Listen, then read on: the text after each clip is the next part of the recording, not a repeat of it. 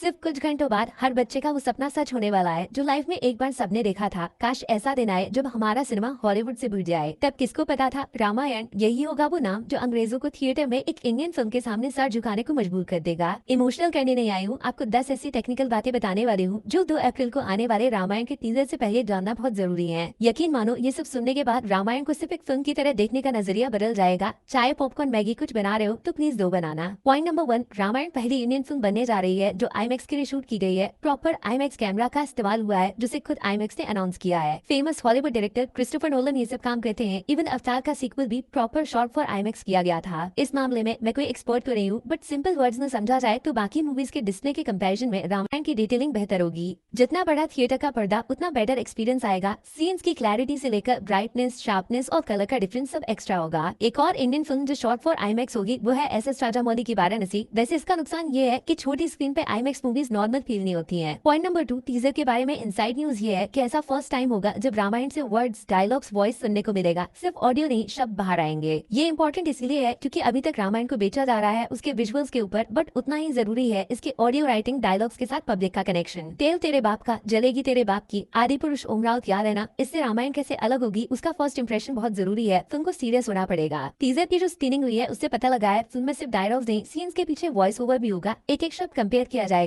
पता है ना किससे? पॉइंट नंबर 3 सबसे इंपॉर्टेंट है क्योंकि ये रामायण वो रामायण नहीं है जो हम बचपन से देखते सुनते आ रहे हैं। ये फिल्म इजी नहीं है, आपके दिमाग का टेस्ट लेगी। 100% डिफरेंट होने वाली है रामानंद सागर के रामायण प्रेजेंटेशन से, जिसको मासेस एक्चुअली में ओरिजिनल रामायण की हिस्ट्री मानती है। इस फिल्म को रिसर्च करके तैयार किया गया है वाल्मीकि रामायण से, जिसमें ऐसे बहुत सारे सीक्रेट्स हैं जो दुनिया के 99.99% लोग आज तक नहीं जानते हैं। सबसे बड़ा झटका लगने वाला है उन सब लोगों को जो बोल रहे हैं कि इस फिल्म में नया क्या होगा, हम तो रामायण की स्टोरी बचपन से सुन रहे हैं, फिल्म में एक्साइटिंग क्या होगा। रामायण की असली मास्टरमाइंड रावण की बहन सुपर्णखा क्यों रावण को कुछ जगह पे सीता का पिता मानते हैं, और क्यों भगवान शिव चाहते तो रामायण कभी ना होती। ज्यादा बड़ा स्टेटमेंट नहीं होगा अगर मैं बोलूं ये फिल्म पुरानी जनरेशन का भी रामायण को देखने का नजरिया बदल सकती है। नोटिस भी किया होगा आपने, इस फिल्म का टाइटल नमित मल्होत्रा's रामायण रखा गया है क्योंकि ये बाकी सारी मूवीज सीरीज से बहुत ज्यादा डिफरेंट और रिस्की भी होगी। इसीलिए पॉइंट नंबर 4, काफी सारे हॉलीवुड क्रिटिक्स और सेलिब्रिटीज जिन्होंने रामायण का टीजर देखा है वो अर्ली रिव्यूज में इसको इंडिया का लॉर्ड ऑफ द रिंग्स बता रहे हैं। ट्रायलॉजी सीरीज जिसमें पावर, पॉलिटिक्स, माइंड गेम, बहुत सारे विजुअल इफेक्ट्स और जबरदस्त यूनिक स्टोरी टेलिंग स्टाइल की वजह से इसको टोटल 17 ऑस्कर अवार्ड्स मिल चुके हैं। Ramayan equals to Lord of the Rings, आपको ये तारीफ लग रहा होगा बट एक्चुअली में टेंशन वाली बात है। सबसे बड़ा चैलेंज इंटरनेशनल ऑडियंस जिसको फिक्शन सिनेमा समझ के देख रही है उसको यकीन दिलाना ये रियल इंडियन कल्चर से जुड़ा हिस्ट्री का रिक्रिएशन है। एक क्रिटिक्स ने इसको सेकंड RRR के नाम से बुलाया है। टीजर का स्केल और विजुअल्स देखने के बाद उनको फर्क समझना पड़ेगा, वहाँ इंसान थे, यहाँ भगवान है। पॉइंट नंबर 5, रामायण के नए टीजर का ड्यूरेशन 2.5 मिनट के आसपास है, जिसका 50% फोकस रणबीर कपूर पे होने वाला है जो एक बोर्ड पे इंट्रोड्यूस किए जाएंगे। टीजर में साई पल्लवी भी माता सीता बन के दर्शन देंगी। एक फोटो जो बहुत पहले वायरल हुआ था, शायद वो इस वीडियो में उनके इंट्रोडक्शन का हिस्सा है। रवि दुबे एज लक्ष्मण भी इम्पोर्टेंट होंगे बट रावण का स्क्रीन टाइम काफी छोटा बताया जा रहा है। वीडियो में यश का सिर्फ कैमियो हो सकता है बट टीजर का एक्स फैक्टर। ऐसा बता रहे हैं वीडियो में कुछ बिहाइंड द सीन फुटेज भी है जिसमें सनी देओल को हनुमान बनते दिखाएंगे और बहुत सारे नए एक्टर्स रिवील किए जाएंगे। पॉइंट नंबर 6, इस बात में कोई कंफ्यूजन नहीं रखना है कि रामायण के लीड यश नहीं ओनली रणबीर कपूर है, लेकिन इसका मतलब ये नहीं है कि फिल्म सिर्फ उनकी वजह से पैसा कमाएगी। यश के स्टेज पे ना होने के पीछे एक अच्छा खासा रीजन है जो आपको इम्प्रेस कर देगा।